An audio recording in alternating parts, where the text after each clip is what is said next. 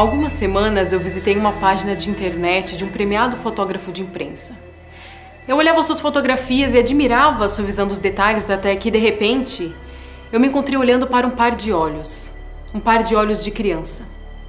A criança estava distante, em outra parte do mundo. Sua expressão era de desencorajado, triste, perdido, possivelmente ansioso. Era uma fotografia de guerra, mas não era extremamente dramática. A criança não foi fotografada porque era o foco. Ela foi fotografada por acidente. Nós testemunhamos cenas como essas várias vezes, mas às vezes um simples olhar nos congela por um momento, o suficiente para nos perguntarmos por que vivemos em um mundo onde existem crianças tristes. Você pode esquecer tais momentos ou vivenciá-los, depende do tipo de pessoa que você é. Muitas vezes nós colocamos um escudo para nos proteger das notícias chocantes e barulhentas. Normalmente eu não sou muito sentimental, mas de vez em quando eu não consigo me aguentar. Então eu vejo uma pequena fotografia e, de repente, penso em todas as crianças que estão à mercê deste mundo, que nunca cometeram um crime, que não conseguem deter isso e acabam sofrendo. Não importa muito se sofrem da maldade de seus colegas de classe ou de uma guerra cruel no outro lado do mundo. Por que sofrem? De repente eu percebi que nós, como adultos, também estamos sujeitos às injustiças e estamos indefesos. Eu me lembro de todos aqueles que nunca foram verdadeiramente amados, que pensam de forma ruim sobre si mesmos durante toda a sua vida, só porque seus pais não tiveram força para aceitá-los. É injusto. Eu penso nos idosos sentados sozinhos em seus apartamentos, olhando para a parede. Penso nas mulheres que foram estupradas, agredidas e se tornaram viciadas em drogas de uma forma tão desesperadora que passaram a vender seus corpos. Eu penso nos homens que não vivem de verdade, mas trabalham dia e noite e ainda não conseguem alimentar suas famílias, só porque estão vivendo do lado errado do mundo. Ao mesmo tempo, os preços dos alimentos nos países em desenvolvimento estão sendo inflacionados pelo mercado de ações. E eu, em meu escritório, sentada, sentindo-me paralisada. O que eu posso fazer para mudar isso? Por onde eu devo começar? Isso me consome. Por que esse mundo tem que ser tão injusto? Por quanto tempo as coisas vão continuar assim?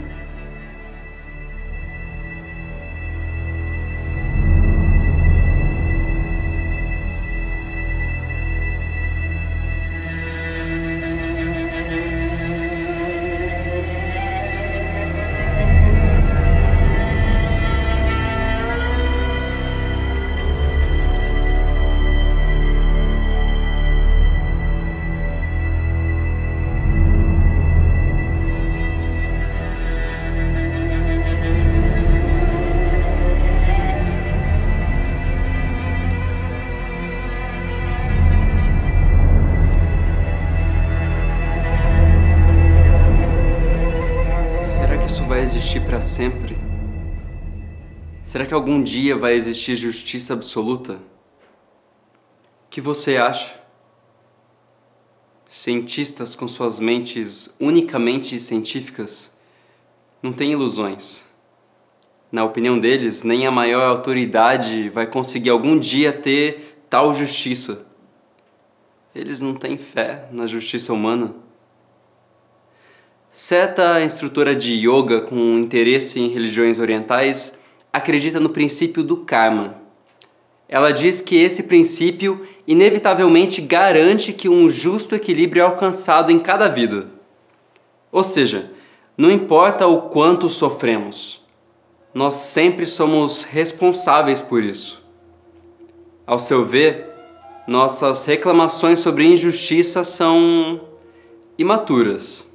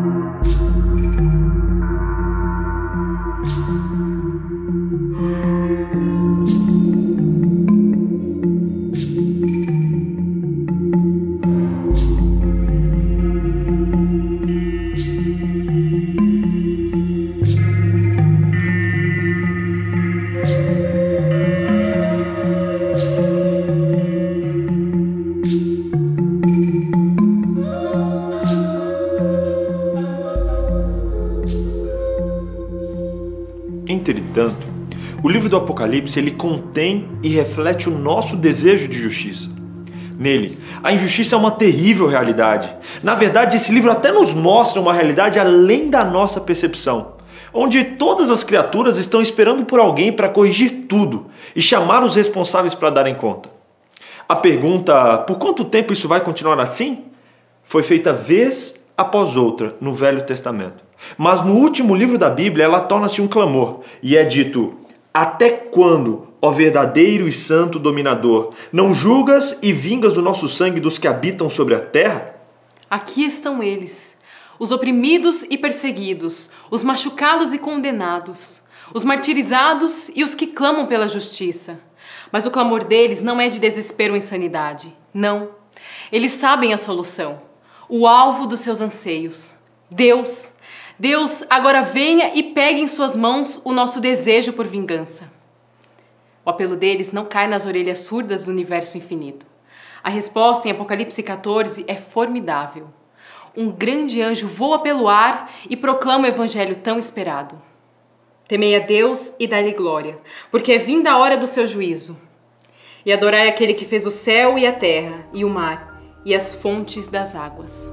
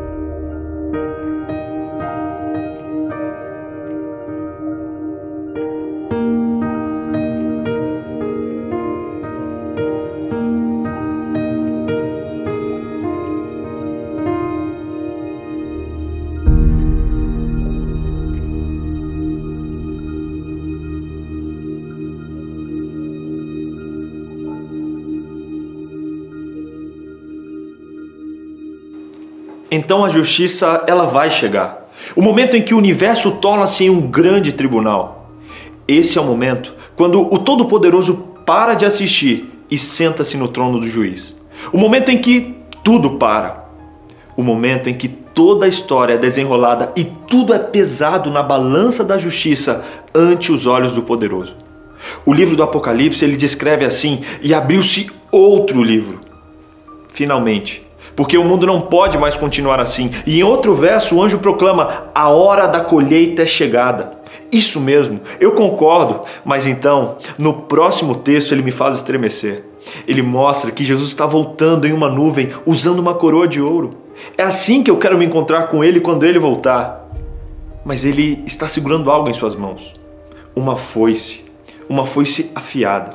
E é dito: e aquele que estava sentado sobre a nuvem meteu a sua foice à terra, e a terra foi cegada. E saiu do templo que estava no céu outro anjo, o qual também tinha uma foice aguda. E o anjo lançou sua foice à terra, e vidimou as uvas da vinha da terra, e atirou-as no grande lagar da ira de Deus. Toda vez que eu leio isso, eu sou confrontado com a seguinte questão: por que essas imagens falam de termos tão radicais da execução da sentença? Bom, se Deus realmente vai eliminar a opressão e o sofrimento de todos os tempos, então não é suficiente que apenas 70, 80 ou mesmo 90% de suas criaturas estejam ao seu lado. toda a injustiça e dor causada pelo resto é o suficiente para arruinar todos os dias de Deus e pro universo. Toda vez que alguém é magoado por um comentário estúpido, Deus estremece. Toda vez que alguém morre de câncer, Ele lamenta. Toda vez que um punho acerta alguém, o Criador também sente a dor. Todas as coisas ruins da terra, que a Bíblia chama de pecado, não afetam somente a nós. Para que uma vida de harmonia seja possível no universo, precisa haver um momento onde os inimigos da bondade, os perpetuadores da dor e lamentação, sejam erradicados.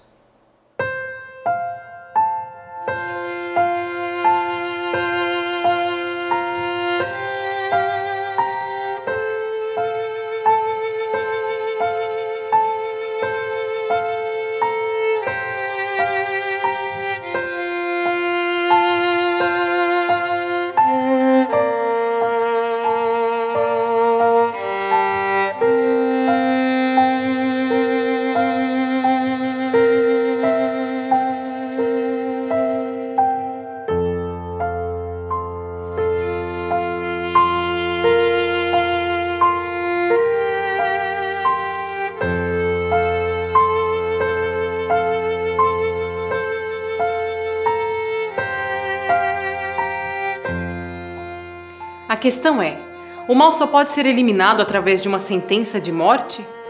Deus pode fazer tudo. Ele não pode simplesmente alterar os humanos, tornando-os bons? Claro que pode, mas então ele não seria diferente do dragão, que fez o mal. Deus quer que cada um de nós se decida sozinho. Isso é duro para ele. Ele não deixa de amar quando aplica o julgamento, porque ele ama suas criaturas. Ele respeita a liberdade delas. Ele respeita até a decisão delas pela morte. Pois separar-se de Deus é simplesmente isso, morte. A Suécia é um país com inverno bastante rigoroso. Porém, o inverno traz uma beleza maravilhosa consigo. As noites ficam claras como cristal, porém são extremamente geladas. Experimente se afastar da fogueira e ir para bem perto de uma lagoa congelada, observar o céu estrelado. Em questão de minutos, seguramente o seu corpo esfriará. Então, você terá que rapidamente voltar para perto do fogo.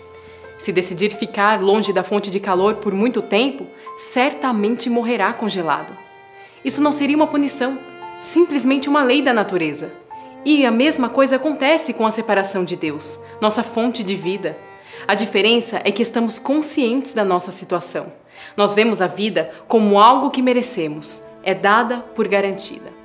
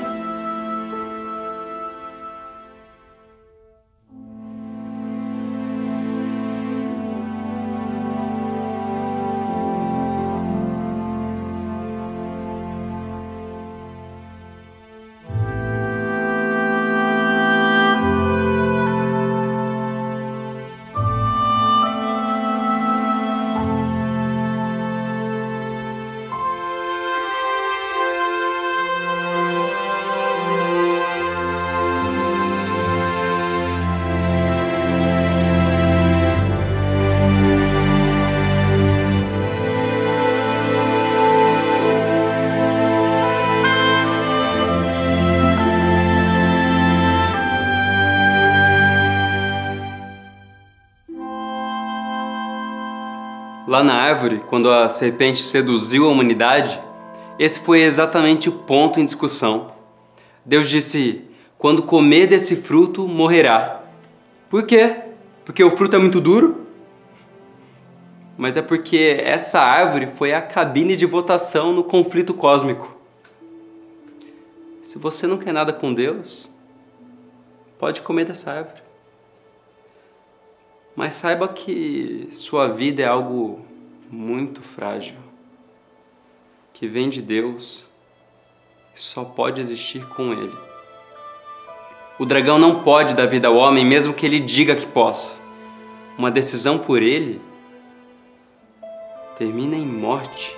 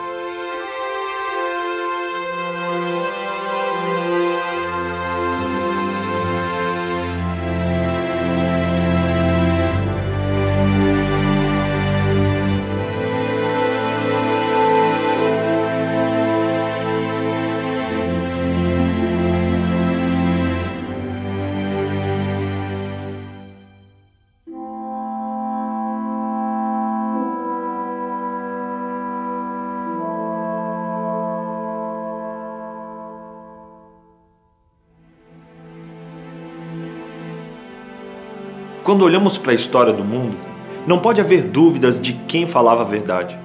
A separação de Deus causou sofrimento, causou morte e destruição sem fim. O dragão ele não criou a vida ou melhorou nada na terra. Aqueles que se viram contra Deus tomam uma decisão contra a vida. E algum dia essa decisão ela será levada a sério. Chegará o dia que nem mesmo Deus poderá nos proteger das nossas ações. Mas que bem me faria se Jesus fosse somente o Cordeiro, mas não o juiz do mundo? Se viesse somente como uma criança do Natal, mas não como o Rei dos Reis no fim dos tempos? Não é suficiente para ele expor a serpente como mentirosa e ela simplesmente continuar como é. Não é suficiente para ele perdoar os meus pecados se eu tiver que continuar vivendo desse jeito. Todos nós esperamos por justiça na terra. Imagine então como Deus deve se sentir. Milhões de vezes por dia ele olha nos olhos da criança maltratada para que a verdadeira justiça ela exista no universo, para que possamos ter uma vida real. O mal deve ser erradicado.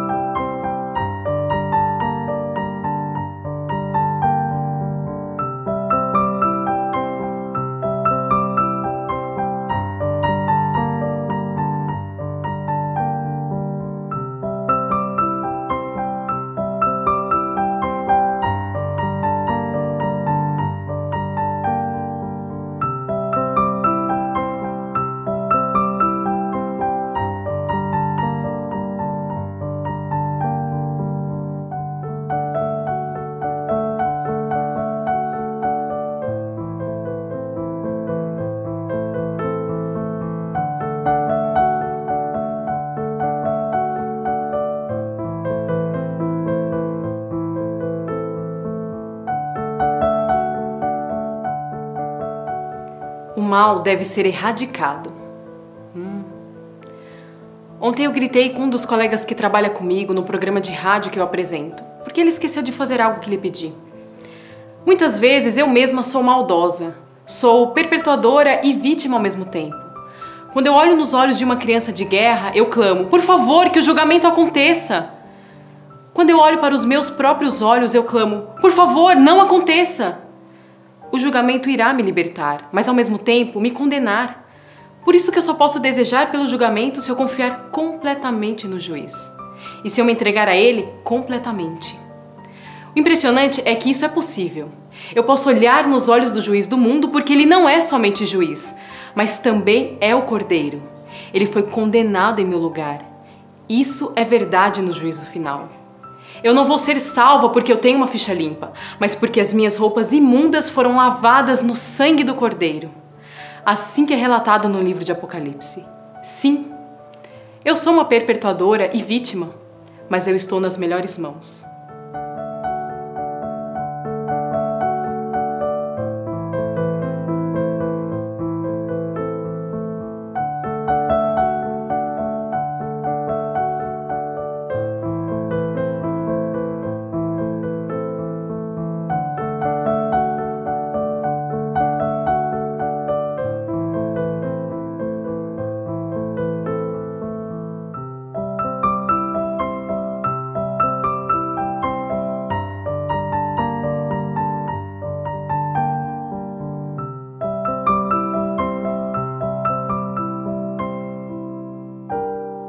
Essa é a coisa fantástica sobre Deus.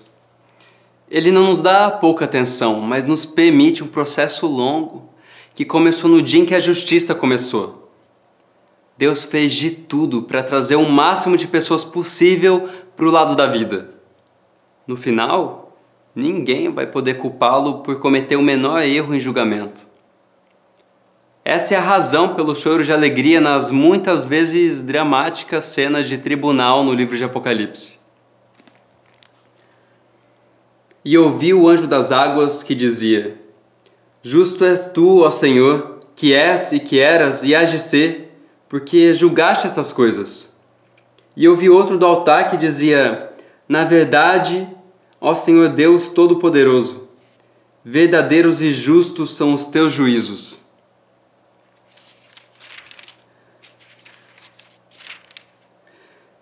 Aleluia! A salvação, a glória, a honra e o poder pertencem ao Senhor nosso Deus, porque verdadeiros e justos são os teus juízos.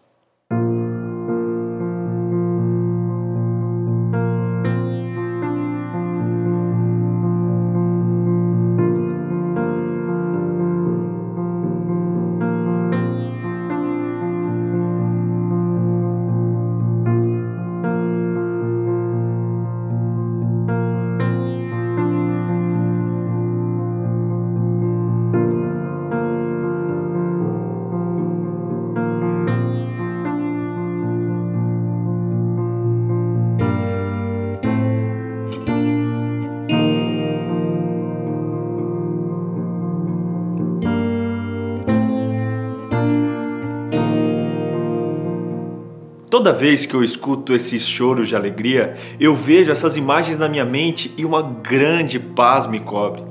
Nenhuma dúvida restará. Deus, Ele não passará nada por alto. Ele não sentenciará ninguém incorretamente. A culpa ela cairá para quem está do lado do dragão e até no próprio dragão, naqueles que não aceitaram o perdão do Cordeiro. Mas para todos os outros, o juízo final é o fim de todo sofrimento. O dia ainda não chegou. Hoje, muitas vezes, a injustiça ela ganha no final. Talvez seja por essa razão que os filmes e livros eles têm finais felizes. Não é engraçado ou absurdo como em milhares de filmes ou programas de TV produzidos, o foco principal é solucionar um crime? Sempre a mesma história. E todas as vezes ficamos entusiasmados. Toda vez sentimos satisfação quando os perpetuadores são finalmente pegos e as vítimas são vingadas. Um dos meus filmes favoritos desse gênero é a história real de Erin Brockovich. Uma empresa gigante de química conscientemente contamina a água de uma cidade inteira. Essa mulher de classe operária, ela realmente conseguiu fazer a empresa cair de joelhos e assegurar a justiça para suas vítimas. Embora fazer um acordo financeiro para um câncer uterino ou uma criança gravemente doente não seja realmente justiça. Seria se a criança inocente fosse curada.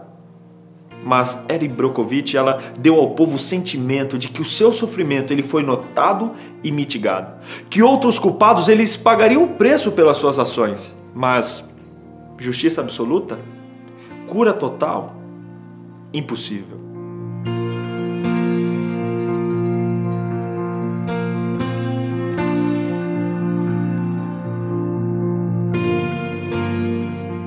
Michael Jackson uma vez cantou "Heal the world, make it a better place", que significa cure o mundo, faça dele um lugar melhor. E eu ainda consigo ouvir sua voz na canção "We are the world, we are the children", que significa nós somos o mundo, nós somos as crianças. Eu amo canções como essas. Às vezes meus amigos são até motivados com essas minhas tentativas de tornar o mundo um lugar melhor. Mas no final é uma ilusão cantar "Nós somos os únicos que fazem um dia iluminado". Podemos até dar o nosso melhor e possivelmente prevenir uma ou duas coisas. Mas podemos abolir as injustiças do mundo? Jamais. Sempre haverá crianças com um olhar triste nas câmeras dos fotógrafos. Essa é uma razão para continuar insatisfeito? Não. Eu sigo em frente e confio que ele um dia trará a solução. Será que isso é uma ilusão? Uma adorável ilusão na qual eu me convenci ser verdade? O livro de Apocalipse diz assim: isso é uma realidade pela qual nós podemos esperar, juntamente com todo o universo. Eu creio nisso. O tempo ainda não chegou, mas logo chegará.